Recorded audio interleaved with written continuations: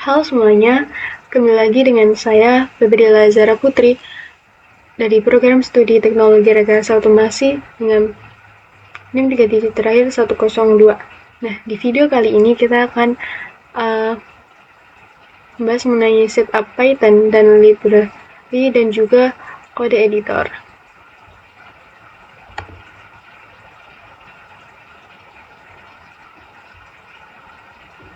Nah, isi dari videonya nanti, yang pertama kita akan instalasi Python dan cek versi. Kemudian kita juga instalasi dan konfigurasi PyCharm. Kemudian juga instalasi kode editor AI seperti Visual Studio Code dan juga Copilot, dan Cursor dan Windsurf. Dan kita akan menjalankan program lokal. Dan juga membaca dan menulis file teks sederhana, kemudian tips manajemen proyek lokal, struktur folder, dan contoh penggunaan time module OS. Dan juga kita akan install library pihak ketiga menggunakan pip dan import menggunakan fungsi import. Dan yang terakhir kita akan eksperimen membandingkan output dari 3 AI kode editor dengan form yang sama.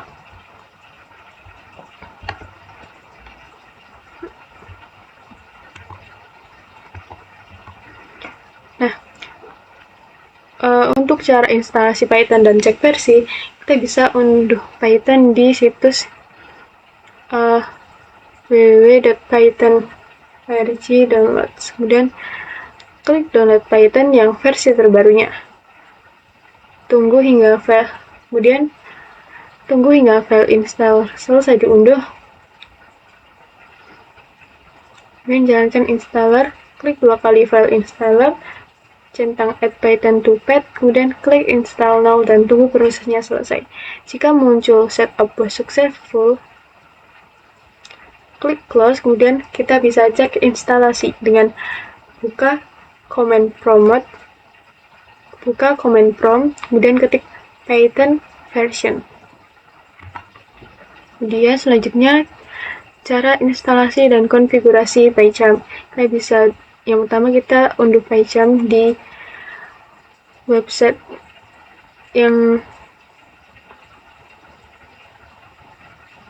PyCharm download, kemudian versi community yang gratis, kemudian klik download. Kemudian jalankan installer, buka file PyCharm, kemudian pilih lokasi installer, instalasi, kemudian opsi instalasi.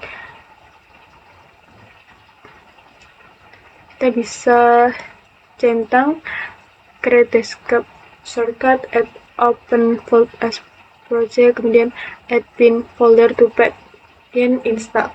Setelah instalasi, kita klik finish dan jalankan PyCharm. Nah, untuk pengaturan awalnya kita bisa pilih tema dan buat new project. Pastikan Python interpreter sudah terdeteksi.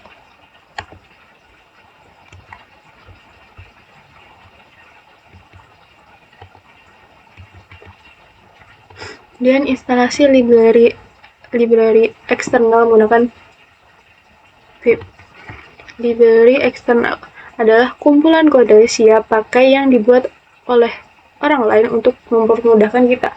Misalnya NumPy untuk memperhitungkan matematika, kemudian Pandas untuk analisis data, kemudian ada Matplotlib untuk membuat grafik, dan juga ada Google Trans untuk menerjemahkan teks otomatis. Daripada membuat semua file dari nol, kita bisa langsung menggunakan library ini melalui pip ini, pip. Nah, package installer Python atau pip ini adalah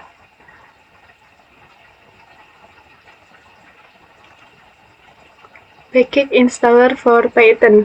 Pip berfungsi untuk menginstal, mengolah, dan menghapus library eksternal atau modul tambahan yang tidak termasuk dalam bawaan Python.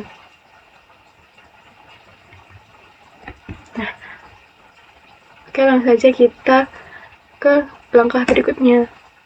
Oke, yang pertama ini kita akan mengunduh bahasa pemrograman Python. Kita tinggal cari aja buat Python, kemudian kita klik yang paling atas. Nah, maka tampilannya akan seperti ini. Kita tinggal klik di download.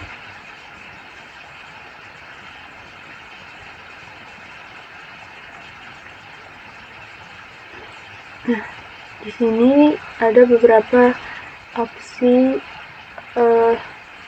ingin mengunduh Python yang versi berapa. Nah, kita bisa mendownload Python versi terbarunya seperti ini. Versi terbarunya yaitu 3.13.2, dimana rilisnya Desember tanggal 5 kemarin ya.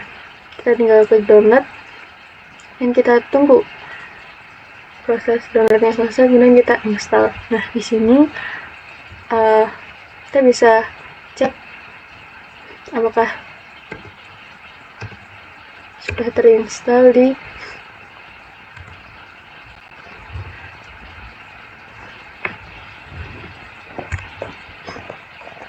laptop kita. Nah, caranya kita tinggal ketik Python versi.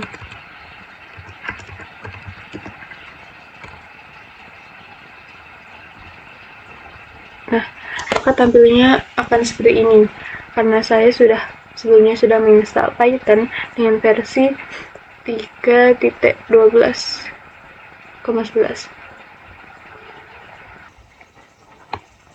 Nah, oke, kemudian berikutnya kita akan download PyCharm. Kita tinggal cari aja PyCharm di Google, kemudian kita klik yang paling atas.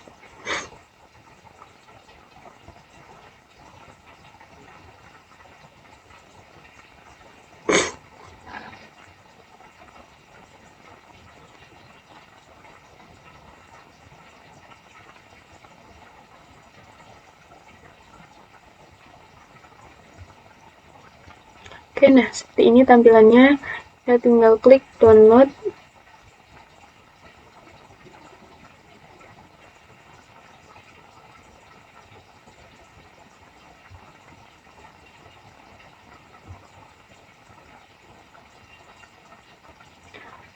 Nah, di sini ada dua opsi. Sini ada Windows dan Windows ARM 64. Ini bisa disesuaikan dengan kebutuhan masing-masing. Sini saya akan memilih Windows biasa.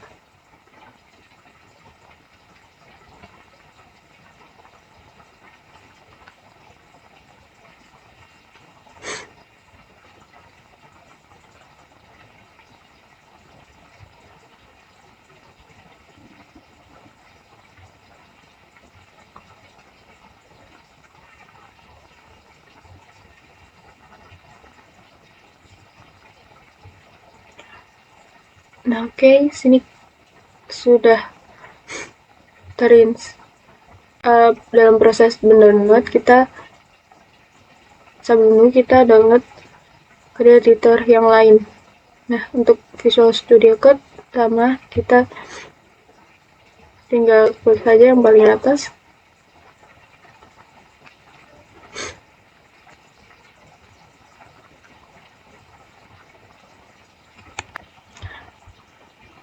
Nah, sini kita bisa klik download for Windows.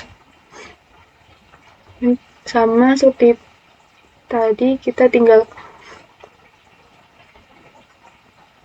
tunggu proses downloadnya selesai, kemudian install, dan tinggal next ke langkah selanjutnya. Karena di laptop saya sudah terinstall Visual Studio Code, jadi kita langsung saja ke kursor.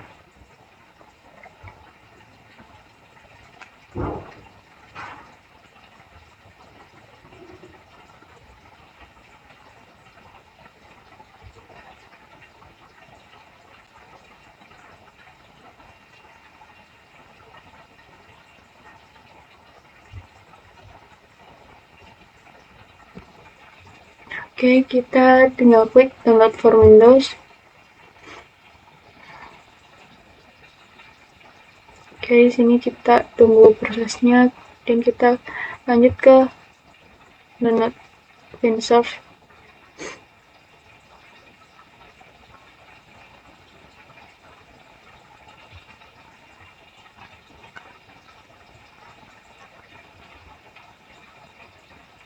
Oke, kita tinggal klik download for Windows.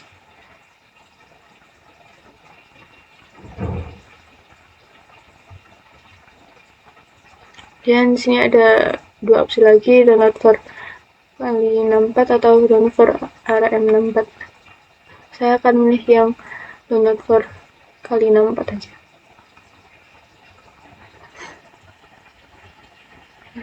Oke, kita tunggu proses instalasinya selesai.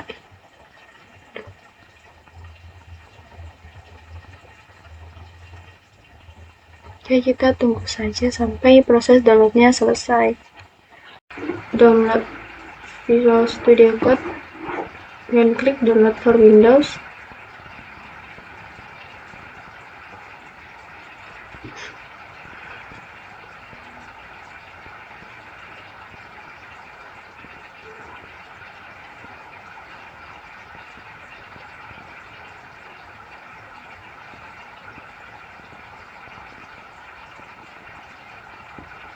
Ini kita pilih Windows.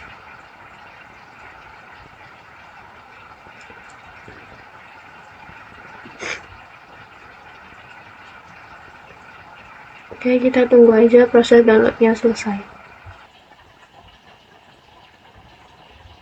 Oke, proses downloadnya sudah selesai. Kita akan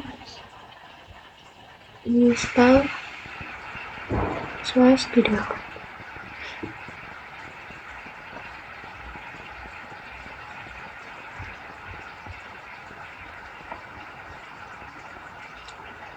Oke, kita accept the agreement, kemudian next. Kita pilih folder untuk menyimpan Visual Studio Code, kemudian sini saya pilih folder lokal aja, kemudian next.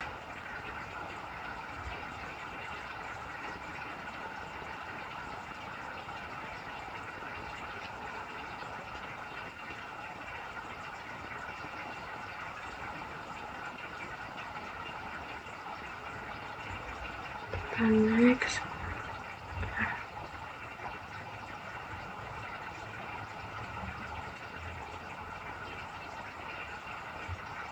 Oke, kita next.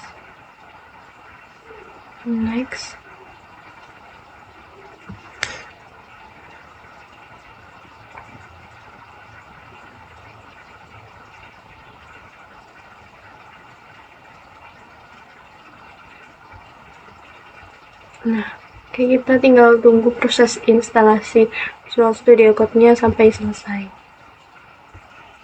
Nah, oke, di sini proses instalasinya sudah selesai. Kita finish.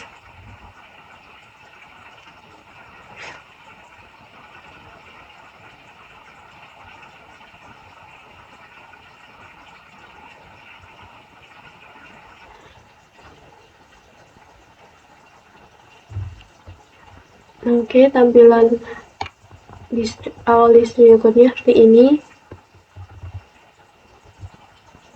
Sini kita bisa menginstal berbagai extension. Udah kita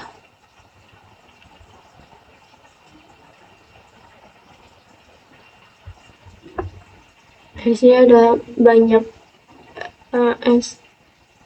extension, ada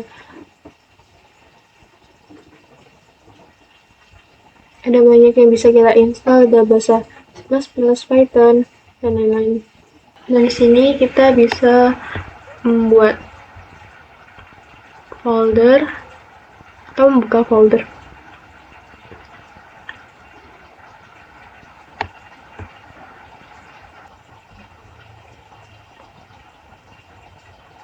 Misal kita klik membuat folder baru,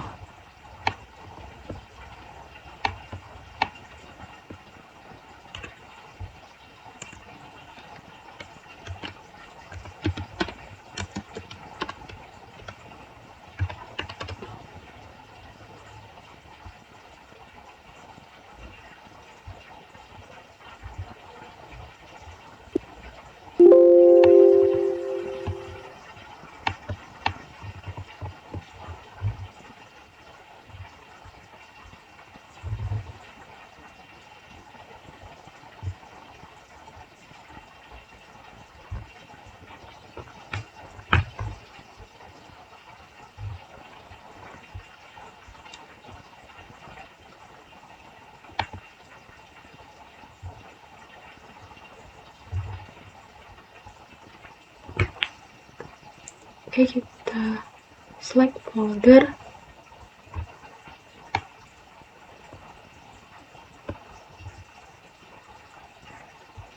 Nah, ini sini akan ada tampilan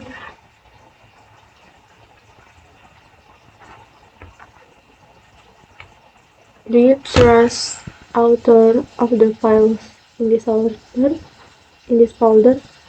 Kita klik yes aja.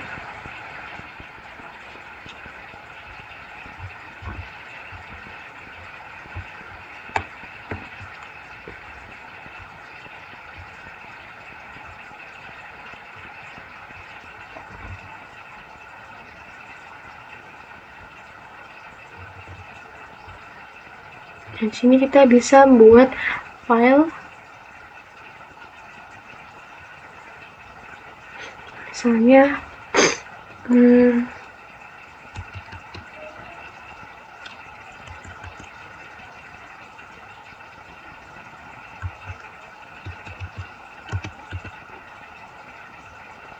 nah, karena kita ingin menggunakan Python, kita tambahkan py.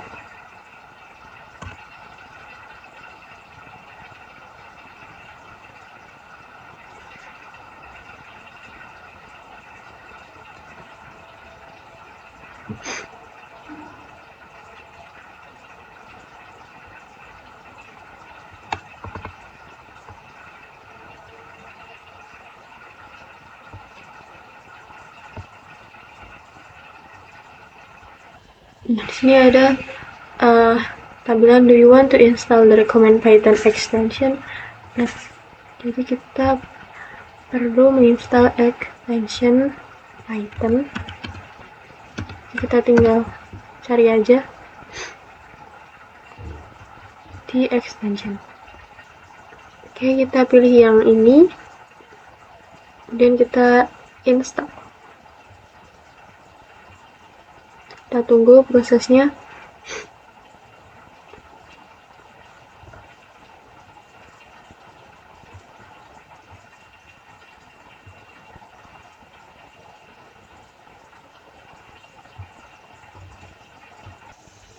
Oke, jika tampilannya seperti ini, berarti kita sudah berhasil menginstal extension Python. Kita kembali ke file program tadi. Nah, kita coba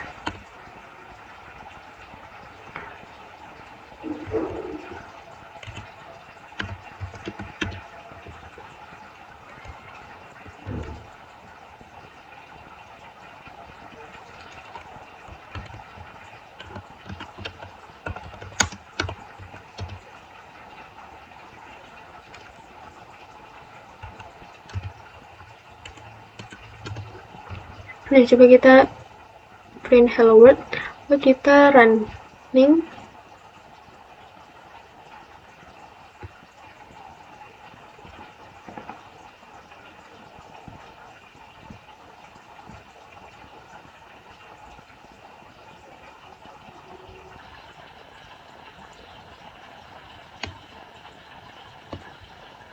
Nah, oke. Jadi ini outputnya itu berbahaya. Cursor, install cursor.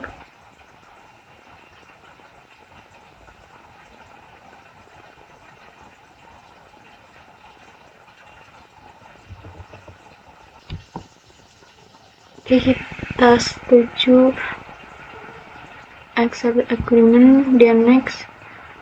Terus kita pilih folder, terus kita next.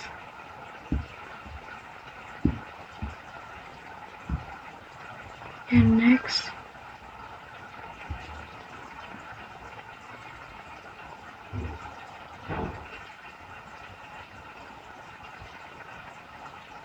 Kita checklist.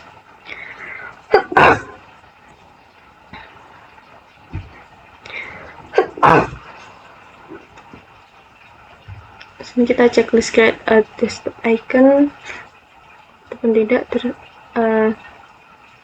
opsional. Kemudian kita add to path checklist add to path, kemudian next install.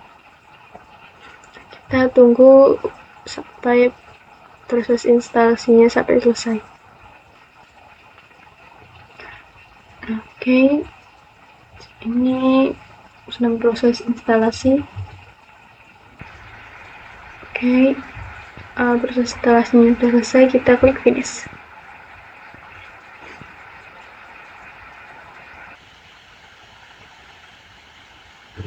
Selanjutnya kita akan menginstal WebServe. Sama seperti sebelumnya kita tuju agreementnya, kemudian kita pilih file, next,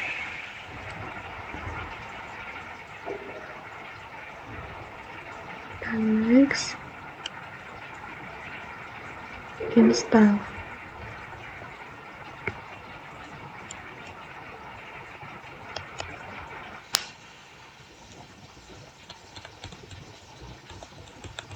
Oke, kita tunggu saja proses instalasinya sampai selesai.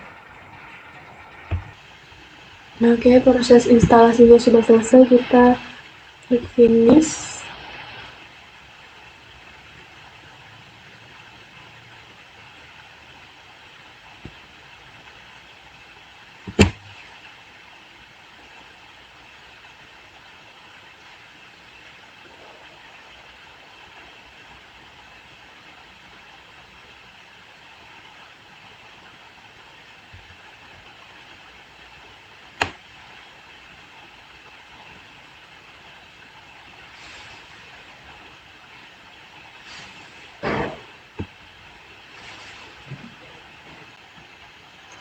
Oke, kita klik start. Nah, pilih start upload, kita pilih export, dan install terminal command. Kita next lagi. Di sini ada pilihan tema editornya, ada slide, dark, monokai, dan lainnya. Saya pilih yang dark aja. Kita next. Nah, ini kita jika belum memiliki akunnya, kita harus sign up. Terus kalau sudah memiliki, tinggal login saja. Kita buat akun dulu.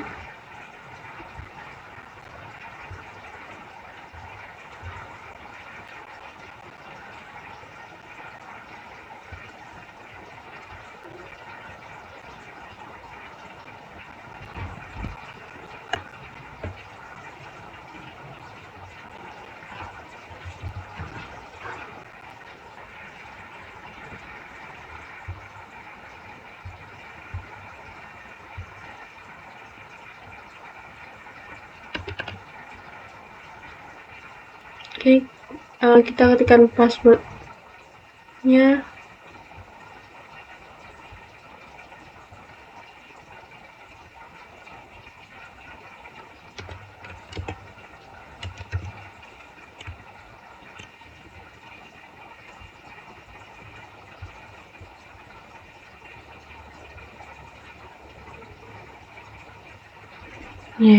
Mana itunya, bro?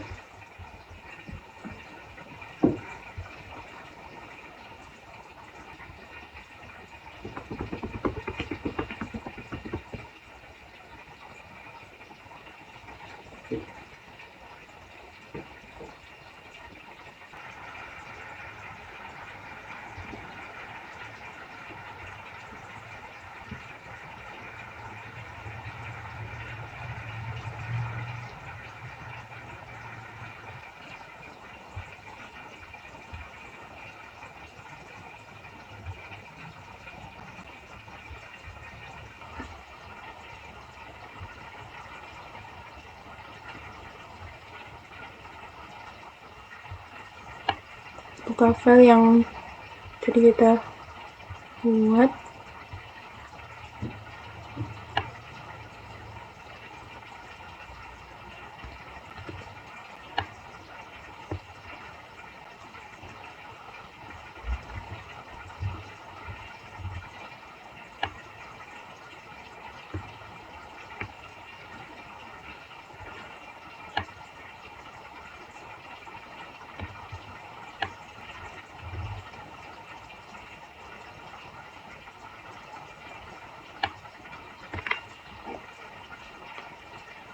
saya sebut itu kan sudah terinstall Python. Nah, oke, kita coba running.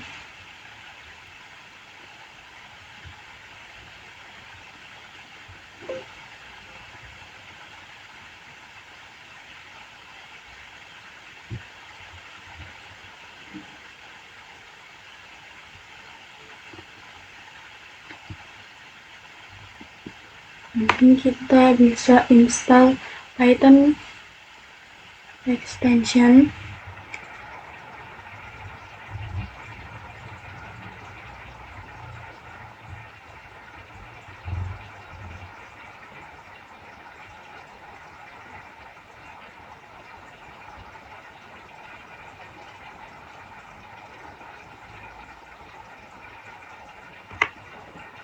Nanti di website di export kita di sini sudah kita untuk ekstensi Pak. Apa?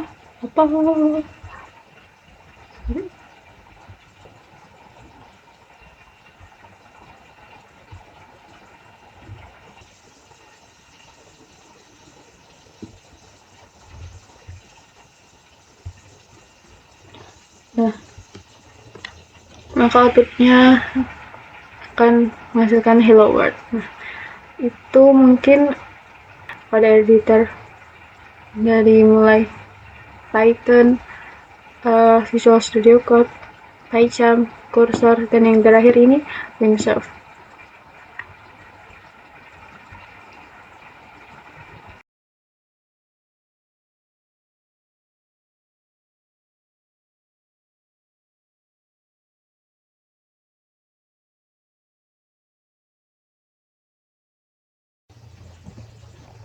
Nah, oke, selanjutnya kita akan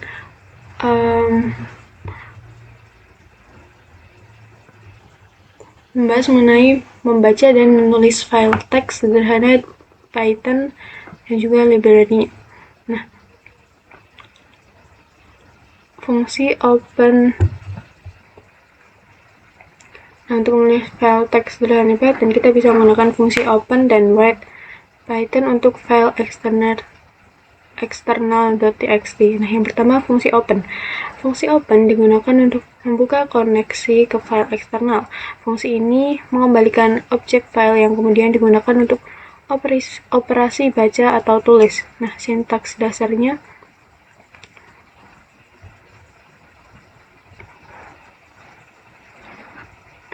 untuk sintaks dasarnya di sini ada file object, dimana variabelnya itu file object sama dengan open. Kemudian dalamnya ada dua parameter, yaitu nama file dan mode.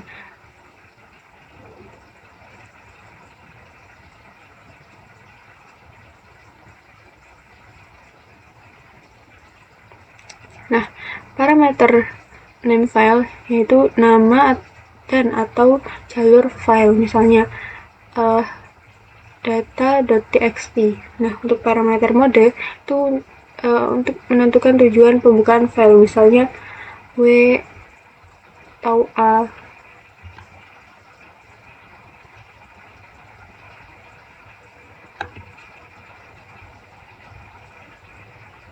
Nah, di sini jenis mode di sini W yang berarti write itu deskripsinya itu untuk buka untuk menulis. Jika file ada, isinya akan dihapus, atau truncate jika tidak ada file baru akan dibuat. Kemudian ada A atau append, yaitu buka untuk menambahkan. Data baru akan ditulis di akhir file. Jika tidak ada file baru akan dibuat. Kemudian ada W plus, yaitu buka untuk menulis dan membaca. Dengan catatan isi file yang ada akan dihapus. Sedangkan A plus yaitu buka untuk menambah dan membaca. Dengan catatan data baru ditambahkan di akhir.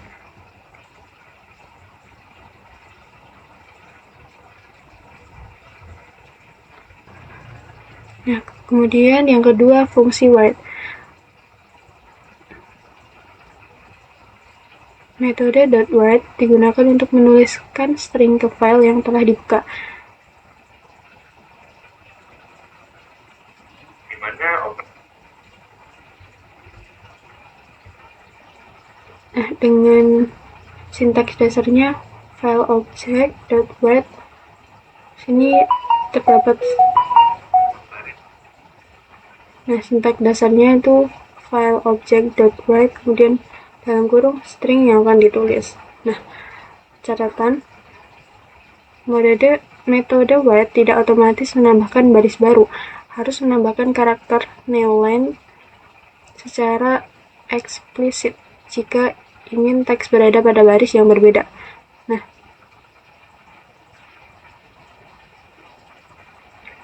kemudian kita akan membahas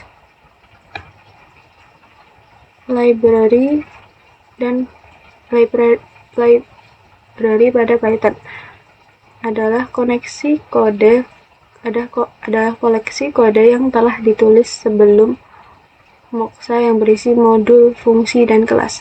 Library memungkinkan untuk menggunakan fungsionalitas yang kompleks tanpa harus menulis kode dari awal. Nah, yang pertama, standard library. Library yang sudah terinstall bersama dengan instalasi Python dasar. Contohnya Maven OS. Kemudian ada third party library atau pihak ketiga. Library yang dibuat oleh komunitas atau perusahaan lain dan perlu diinstal secara terpisah. Contohnya Request, Pandas, atau NumRy.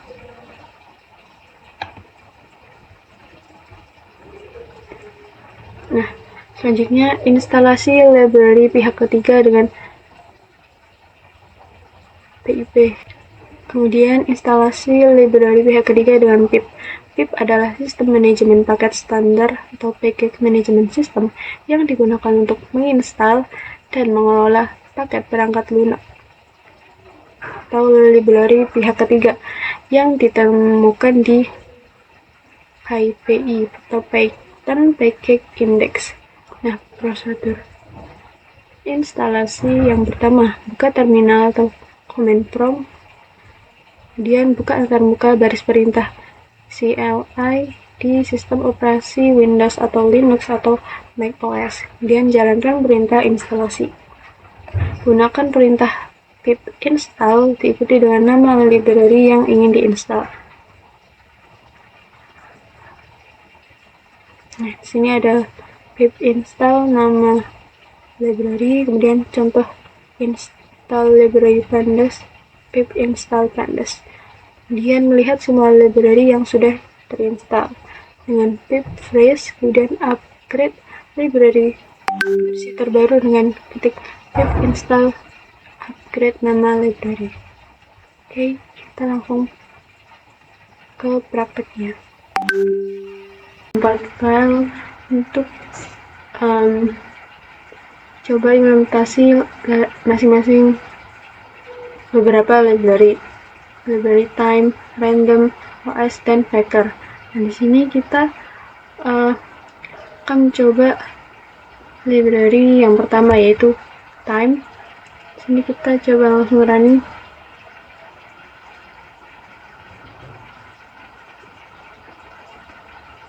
Nah, file ini menunjukkan cara modul time dan datetime untuk yang pertama mengambil waktu saat ini dalam format unique timestamp, yaitu detik sejak 1 Januari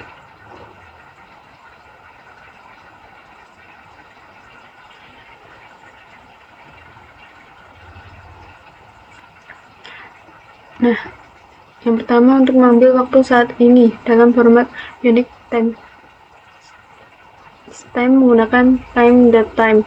Kemudian yang kedua untuk mengonversi timestamp tersebut menjadi objek datetime yang lebih mudah dibaca dengan datetime.datetime.format timestamp. Nah, kemudian ini membuat jeda atau penundaan eksekusi program selama 2 detik menggunakan timestamp 2 detik. Nah, mungkin kalau di PyCharm tidak terlalu kelihatan bedanya, dan bedanya akan terlihat jelas menggunakan aplikasi Skirt yang seperti praktek kita pada awal sebelumnya. Coba kita ini ganti 5 detik. Coba kita running. 1, 2, 3, 4, 5. Nah, setelah 5 detik maka aplikasi akan bangun. Seperti itu penggunaan library time. Di sini saya mengganti nama file yang tadinya random.py or .py record.py, ini tambahkan underscore type karena nanti akan terjadi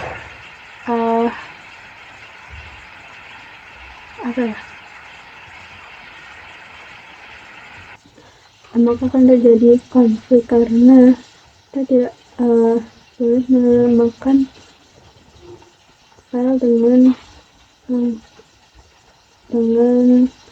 kode penting. Jadi agar tidak bertabrakan, kita tambahkan dengan kata lain, jadi tidak langsung nama library-nya sendiri.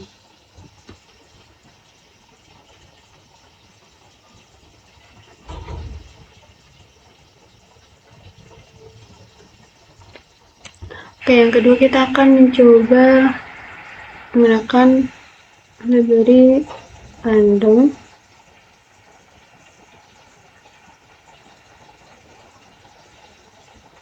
Nah, tujuan dari library random ini yaitu menghasilkan data acak untuk misalnya simulasi game, sampling, ataupun pengujian. Nah, import random yaitu mobil bawaan Python untuk pseudo random number generator.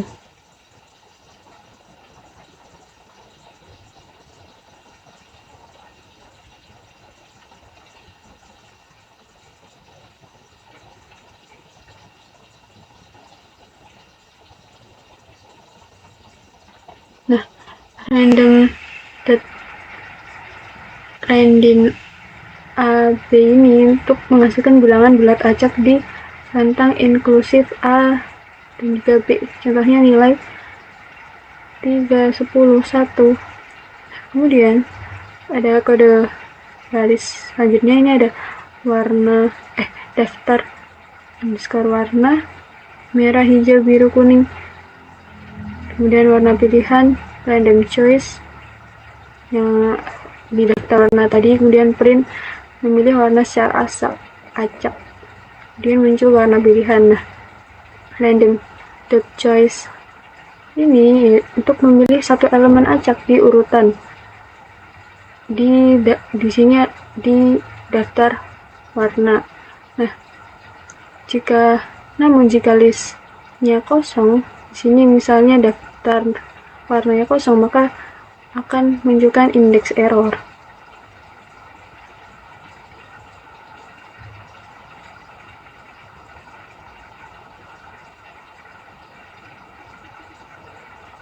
Nah, kemudian kode baris selanjutnya ini ada print. Kode baris selanjutnya itu untuk mengacak urutan atau shuffle. Nah, sini ada print urutan awal, kemudian ada daftar warna, kemudian random dot shuffle, kemudian list yang bernama daftar warna. Nah, ini untuk mengacak urutan elemen dalam list langsung pada list aslinya atau in place, bukan mengembalikan list baru. Nah, tidak cocok untuk tuple atau string karena immutable. Untuk itu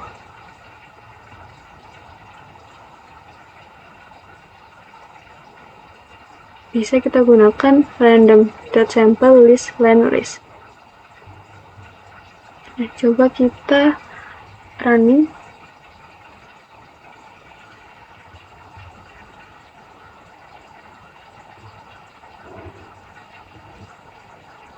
Nah, di sini angka bulat acaknya 4, kemudian memilih warna secara acaknya hijau. Nah, terus kemudian urutan setelah diacak itu yaitu merah, kuning, hijau, biru. Nah, coba kita run sekali lagi.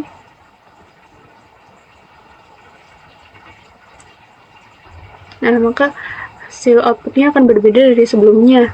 Ini angka bulat acaknya 3, kemudian pilihan warna acaknya biru, kemudian urutan setelah diacaknya yaitu merah, kuning, hijau, biru, hijau. Nah, kita akan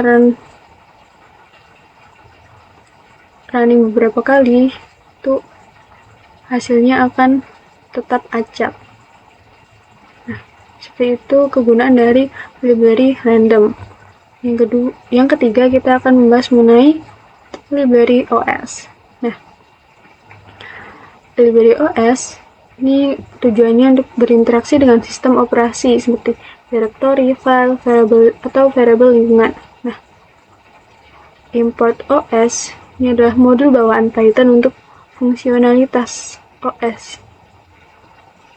Itu tadi untuk manajemen file atau directory, proses, dan lingkungan. Di sini yang pertama,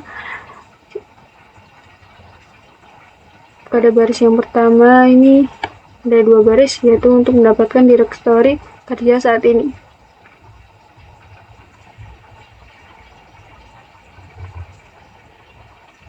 Di sini ada OS get cvd atau get current working directory, yaitu untuk mengembalikan path absolute directory tempat script dijalankan.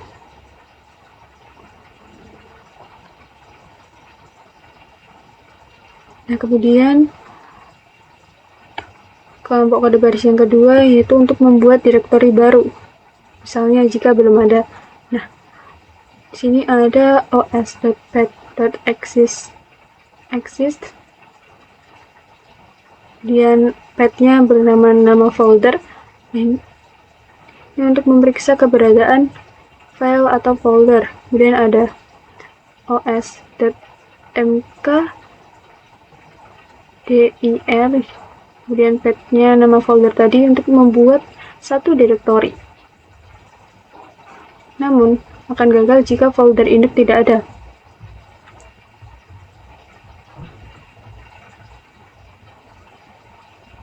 Nah, untuk membuat directory bersarang, misal A atau B atau C, gunakan ms-madiker make this path exist walkthrough.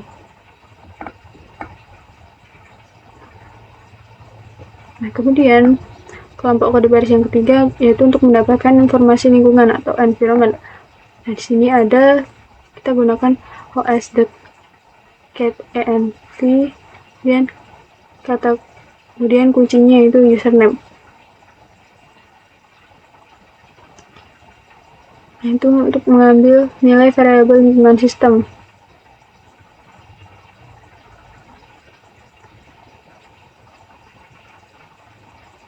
Nah, kalau di Windows ke username user profile. Dan kalau di Linux atau macOS ke gunakan user atau home.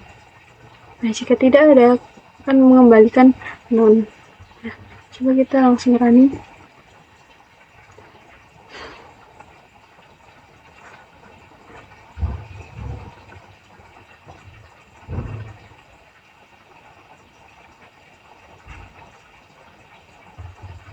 Di sini muncul direktori kerja saat ini, yaitu si user Yasus PyCharm project, Python project.vnp. Kemudian direktori folder teks Python berhasil dibuat. Nah, pengguna saat ini adalah Asus. Itu untuk kegunaan dari library OS, yaitu berinteraksi dengan sistem operasi seperti directory, file, dan variabel lingkungan. Kemudian library yang terakhir kita akan membahas tentang Faker. Nah, library Faker. Nah, library Faker atau pihak ketiga itu tujuannya untuk menghasilkan mock data realistis untuk menguji demo atau mengisi database.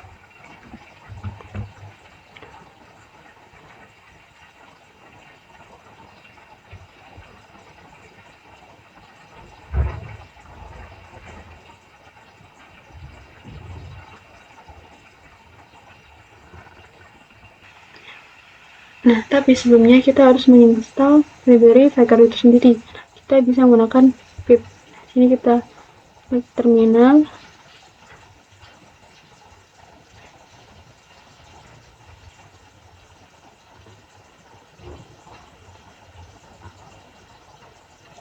Hasilnya kita akan mengecek apakah sudah ada library yang saya install dengan ketik pip freeze.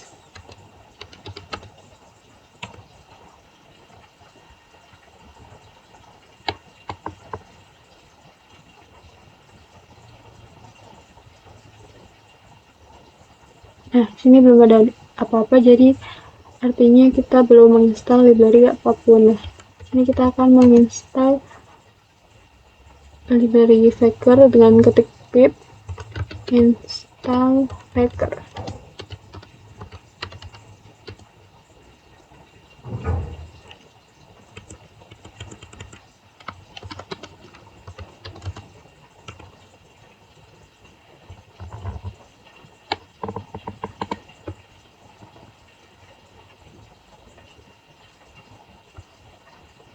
Oke, kita salah nulis ulangi install Faker.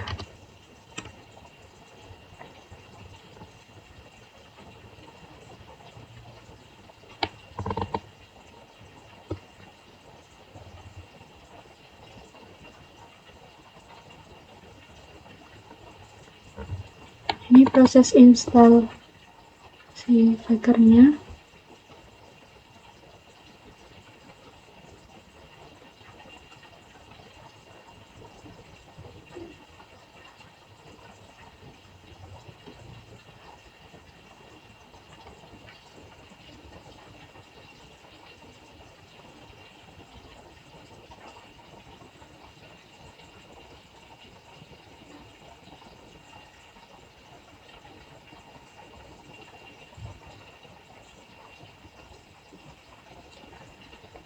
Oke, kita tunggu aja proses instalasinya sampai selesai.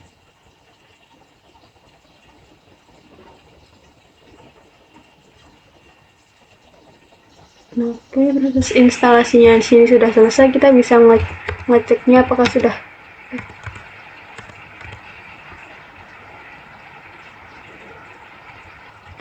Nah, kita bisa mengeceknya apakah sudah terinstall atau belum dengan mengetikkan pip freeze tadi. Dan di sini kita sudah berhasil menginstal Faker dengan versi 38.2 dan juga tzData 2025.30. Oke, sudah terinstall. Kita langsung ke kode programnya. Dan di sini kita menggunakan from Faker import Faker untuk mengimpor kelas Faker dari library Faker. Kemudian ada fact sama dengan Faker id underscore id. Sini untuk membuat instance object Faker. Nah, id.id ini adalah lokal Indonesia. Data yang dihasilkan sesuai konteks lokal, nama Indonesia, alamat dalam bahasa Indonesia, dan format telepon lokal.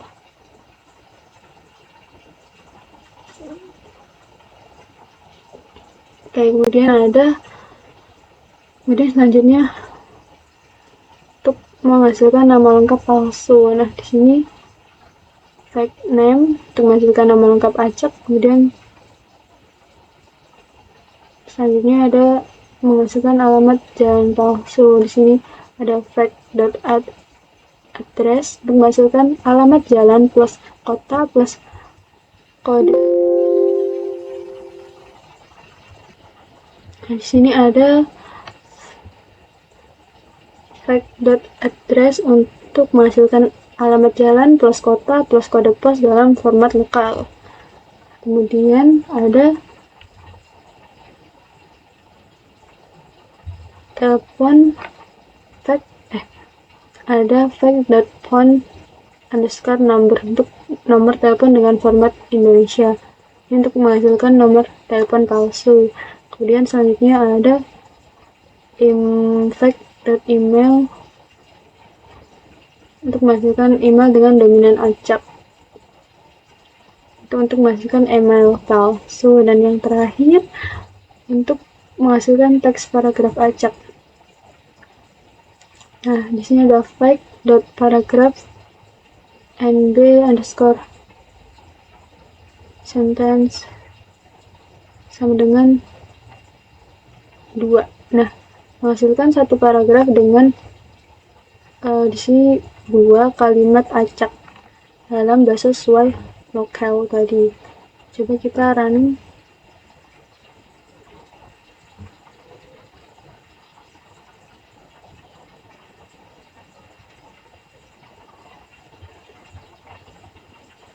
Nah, di sini data palsu yang dihasilkan outputnya yaitu data palsu yang dihasilkan yaitu nama lengkapnya Putu Widodo, kemudian alamatnya Jalan Gegar Kalok Hilir nomor 1, Sungai Penuh, Maluku Utara dengan kode pos 91301. Kemudian nomor teleponnya dengan nomor telepon Indonesia karena tadi loketnya di Indonesia yaitu +62 dan 07915166665. Kemudian emailnya di sini bnasidah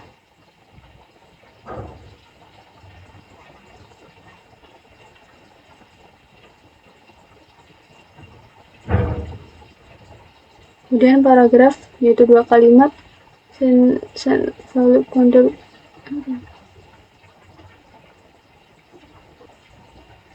Di sini setelah kita runkan lagi,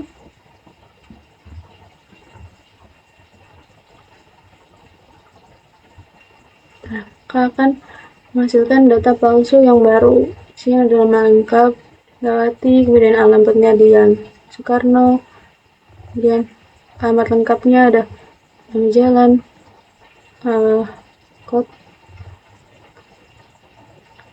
kecamatan, kota, dan kode pos, kemudian nomor teleponnya dengan nomor telepon Indonesia, email, dan juga paragraf 2 kalimat acak. Di sini kalimatnya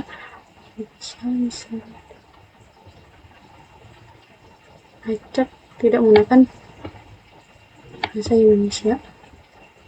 Oke, itu mungkin penjelasan mengenai penjelasan dan percobaan implementasi dari 4 library tadi, yaitu Time, Random, OS, dan Faker.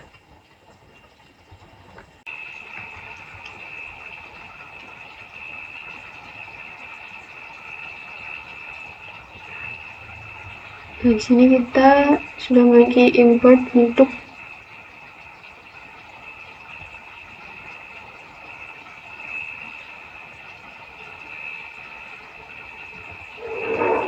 mencoba Visual Studio Code, Copilot versus Cursor versus Windows Serve. Nah, ini kita copy aja, nanti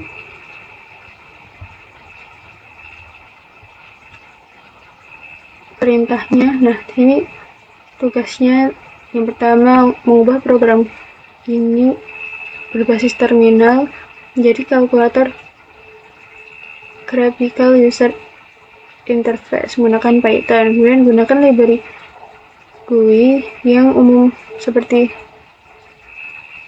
Kinter atau lainnya, dan pastikan semua operasi ditambah kurang kali tetap bisa digunakan. Kemudian tampilkan hasil perhitungan langsung di antarmuka ini. Kemudian letakkan penjelasan singkatnya. Nah, langsung saja kita yang pertama coba di Visual Studio Code.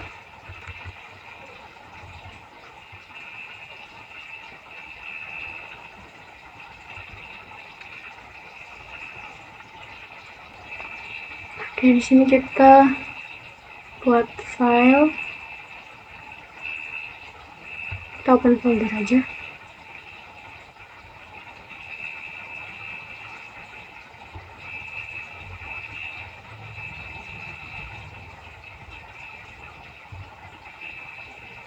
Kita open file.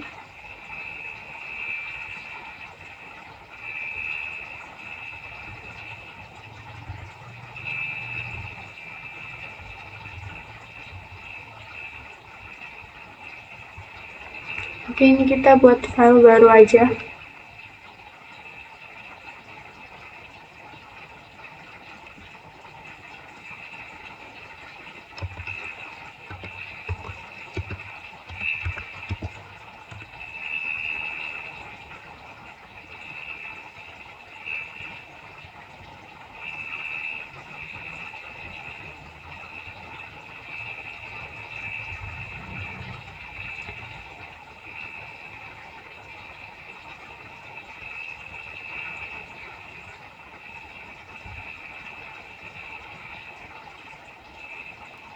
Nah, jangan lupa kita perlu menginstal GitHub Copilot dulu dan juga login. Ini kita bisa menginstalnya di extension GitHub Copilot. Nah, karena saya sudah install dan login, kita langsung saja. Nah, sini chatnya kita tinggal paste tugas kita tadi. Paste prompt yang telah kita ketik tadi.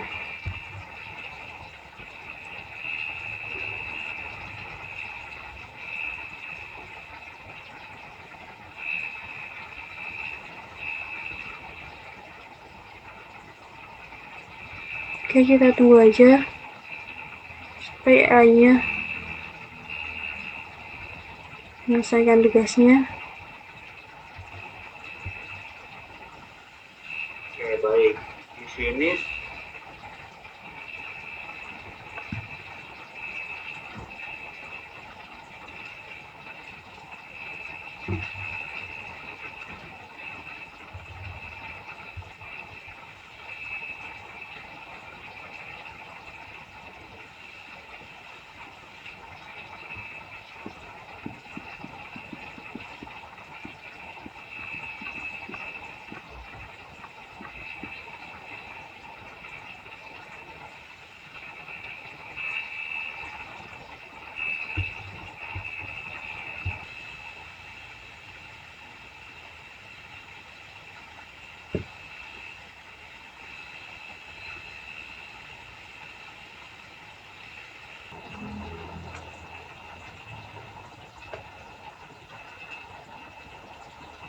Nah, sini GitHub Copilot sudah berhasil mengenerate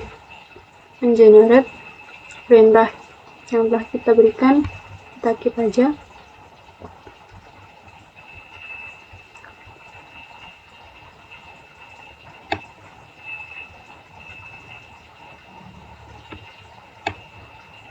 Nah, seperti ini sudah ada komen penjelasannya, kemudian kode-kode lainnya. Coba kita running.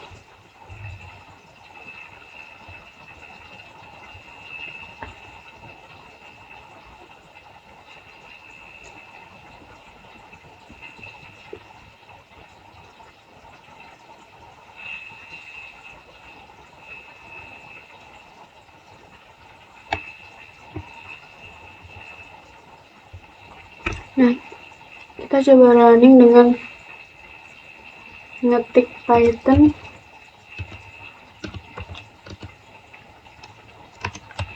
main.py di terminal.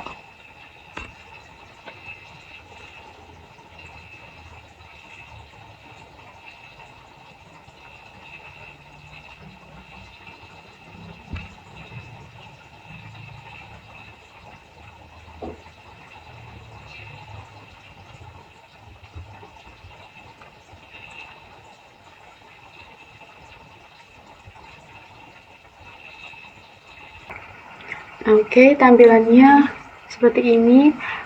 Kalkulator sederhana, di sini ada ucapan selamat datang, kemudian ada perintah masukkan 2 angka dan pilih operasi perhitungan. Nah, kita coba aja. Masukkan angka pertama 4, angka kedua 8. Kita pilih opsi operasi, ada penjumlahan, pengurangan, perkalian, pembagian. Kita pertama coba penjumlahan. Nah, hasil penjumlahannya 12. Coba kita pilih pengurangan. Oke, hasil pengurangannya min 4.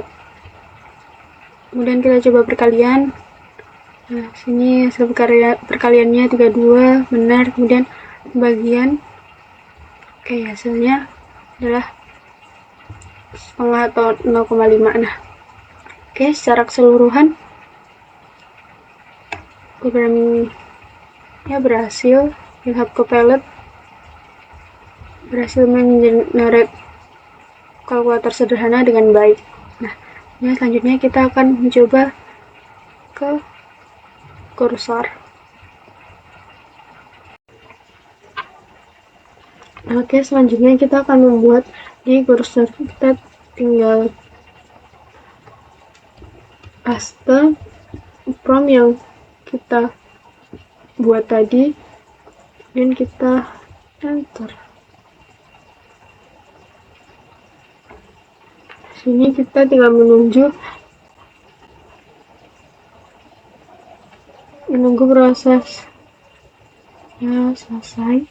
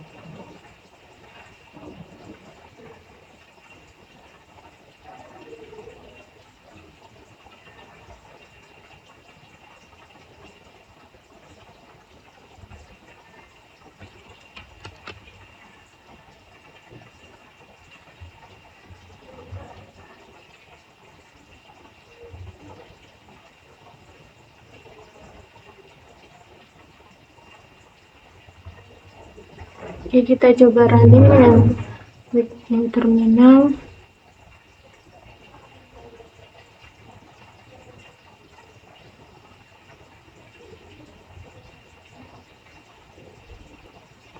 Kita ketik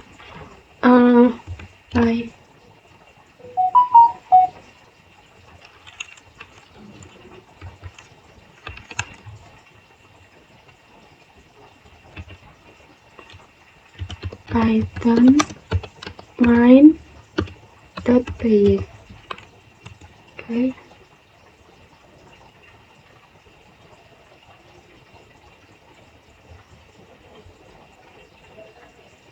Oke, kita coba lagi ini.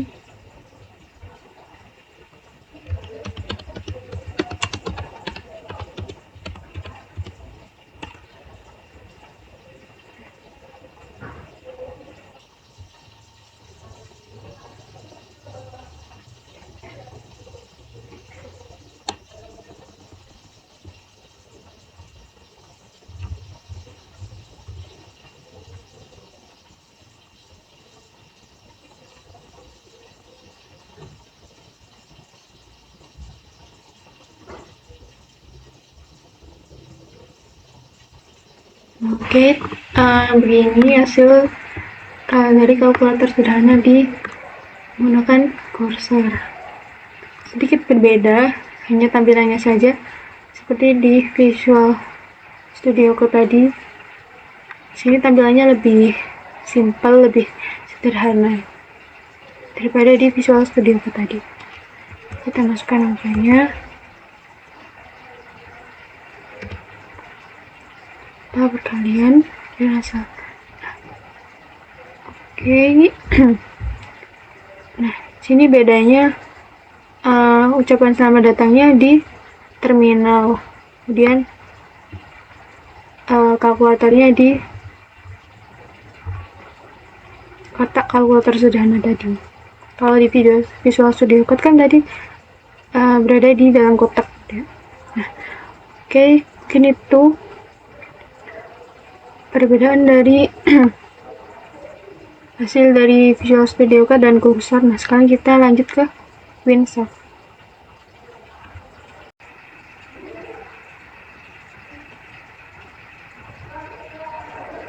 Nah, oke.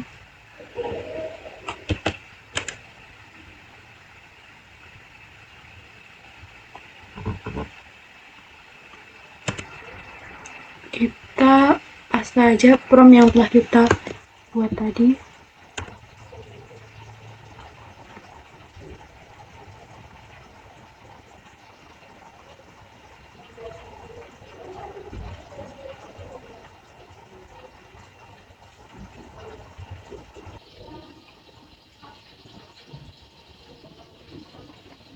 Oke, tampilan di Winsoft hampir sama di kursor tadi.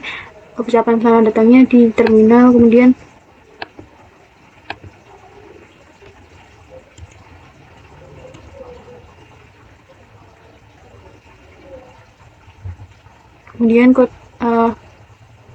tampilan kalkulatornya di kotak kalkulator sederhana.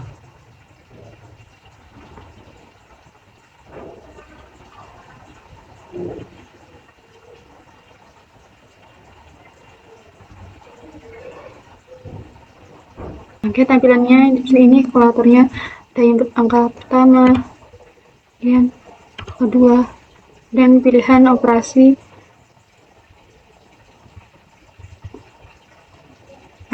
matematikanya. Nah, oke, mungkin sekian video kali ini yang bisa saya sampaikan. Kurang lebihnya saya mohon maaf. Terima kasih.